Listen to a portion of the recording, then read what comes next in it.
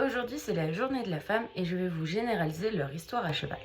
Alors on a l'image de la femme en Amazone sur son cheval, mais en réalité elle ne monte en Amazone qu'à partir de 1500, voire même réellement à partir de 1800, car pendant la Renaissance, seules les femmes de la cour sont autorisées à monter. L'histoire raconte seulement l'histoire des hommes, mais au Moyen Âge il y avait aussi des chevaleresses, soit des femmes à cheval au combat ou alors pendant les croisades. L'histoire nous vend Jeanne d'Arc comme une héroïne unique, mais il y en avait probablement des centaines, car à cette époque, la peste avait touché le pays, donc on manque de bras pour la guerre.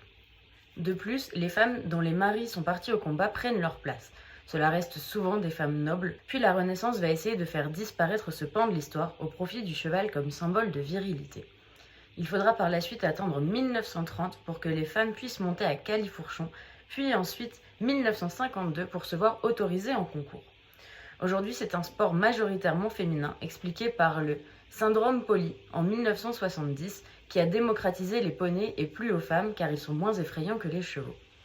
À haut niveau aussi, on retrouve énormément d'hommes, expliqué car les voyages réguliers sont incompatibles avec une vie de femme.